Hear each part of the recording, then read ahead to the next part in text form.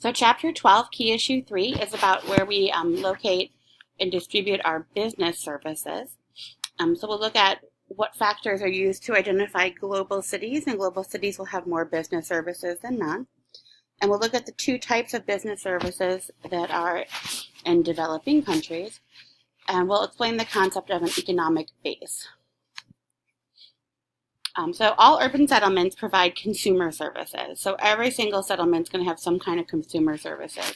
Whether you're in a developed country and you're looking at like grocery stores and movie theaters, banks, or if you're in a far less developed country in a really rural area and you have these periodic markets that open up, the third Thursday of every month or whatever, they come by and that's where you buy a lot of your goods.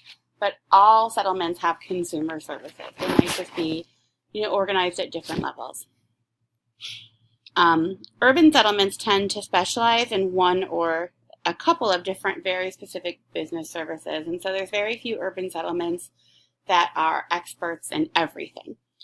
So geographers distinguish 4 levels of urban settlements according to their importance as business service sectors. And so they're looking at not just whether their population size, but what is their economy like? Global cities or world cities are at the top of the urban settlement hierarchy.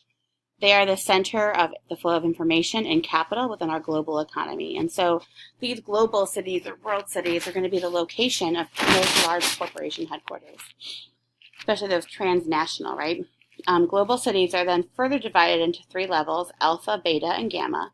And those in turn are divided into either like plus or alpha minus, based on how much economic, political, cultural, and infrastructure they have in place.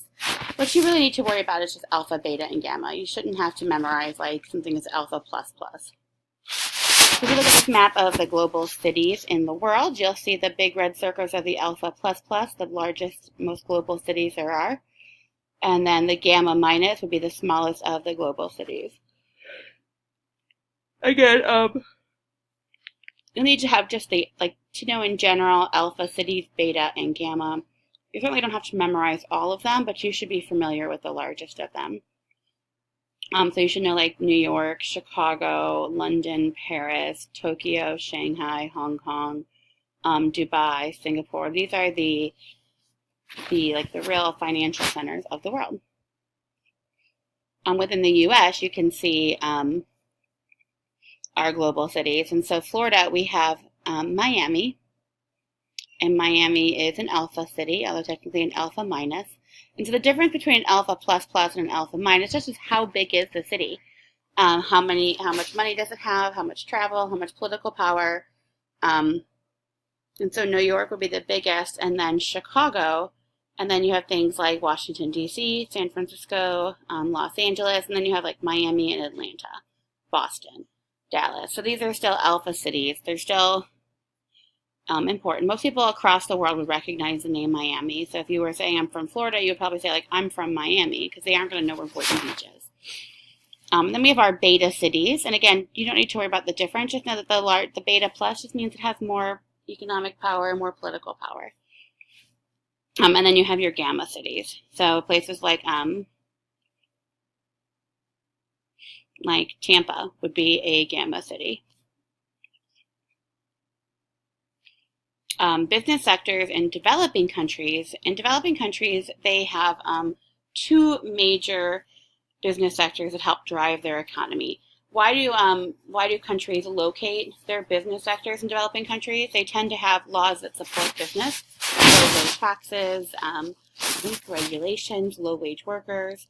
They don't have a lot of workers' rights, and so it's easier to make money. And the 2 main type of business services offered in developing countries, the first one is offshore financial services, which has been in the newspapers a lot recently with the Paradise Papers, right? And before that with the Panama Papers. So offshore financial services are areas where they have tax breaks. So why would you put your money in an offshore financial service? You have very little to no taxes on income, profits, or capital gains. So by locating your business headquarters in one of these offshore financial service centers, you don't have to pay as many taxes. And many of these areas have bank secrecy laws that can help you evade disclosure in their home country. So it can help you embezzle money.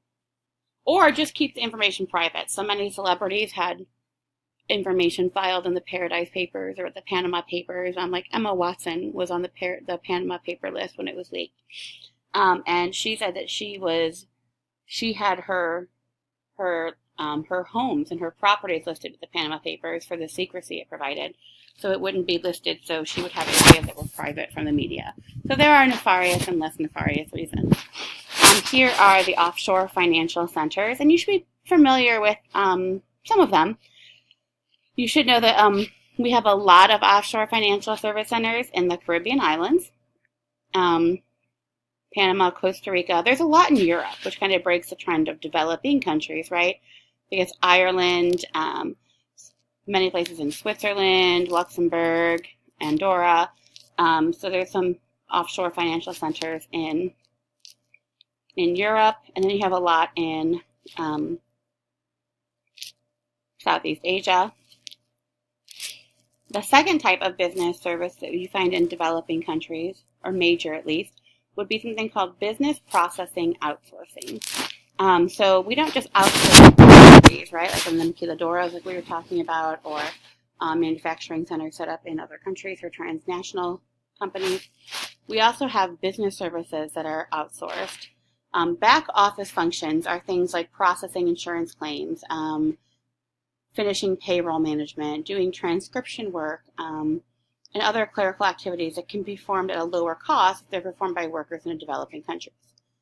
So what you're looking at is a large labor force that's fluent in English. And so if you're a developing country that has a large labor force fluent in English, you are perfect for this kind of business outsourcing. So for example, call centers. Call centers are usually back office work. It's simple clerical work, order processing, customer complaints, changing minor parts of your plans. And so these are outsourced. India has a large call center business service sector market, and they have to recruit people. Like they have so many. They recruit young people in India, particularly urban areas, because most people in India, because of the colonial legacy from when England controlled India, English is a fairly common language. So you can pay people way less money to do call center work, and most of them speak English.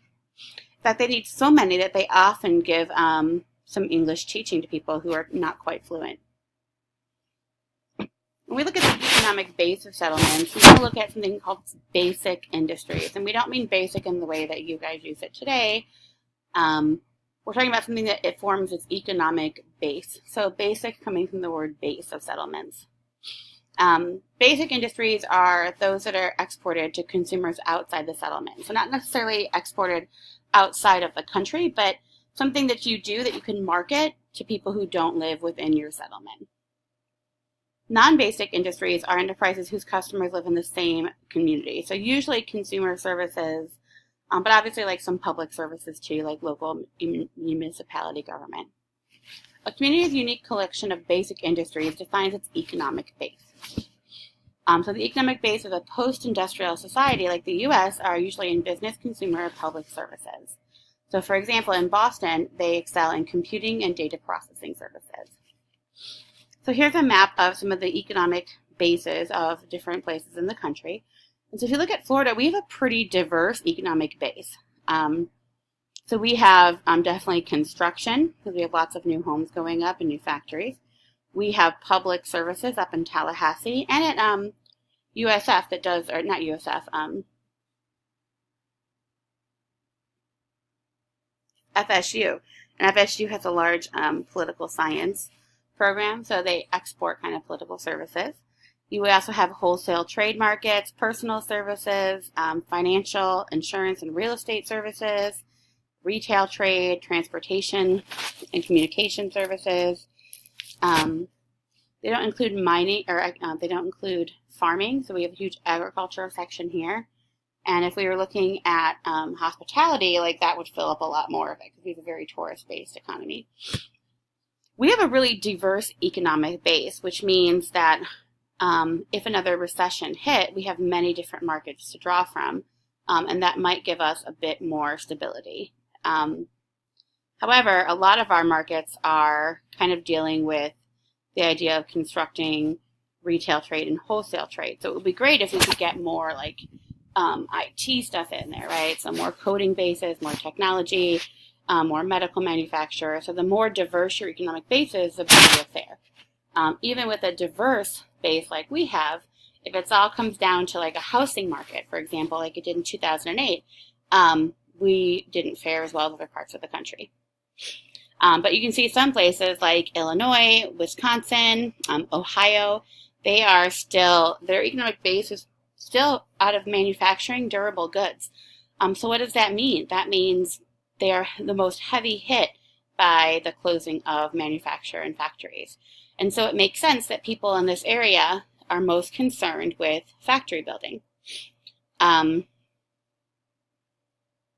you really want a diverse economic sector. If you look up here in the Northeast, you can see there's lots of government offices, there is transportation, there's mining, there's personal service, there's some industry still. And so this is what you want your portfolio to look like. Same with California, it has a pretty diverse base. Texas has a diverse economic base, and that makes it kind of weather the storm better. So diversity is good not just in ecosystems, not just with languages, not just with cultures, but it's good for our economy. Think about like if you invest your money, and it might be hard to think about you having enough money to invest right now because you're in high school, but would you put all of your money into one single stock and hope that it worked out, or would you put it in many different forms of stocks, including some like treasury bonds and some like low risk, low return, but they're still going to have, a constant rate of profit. Like hopefully you'll diversify your portfolio. And we want our large settlements to diversify their economic basis as well. That way, if one industry collapses, you still have others to fall back on.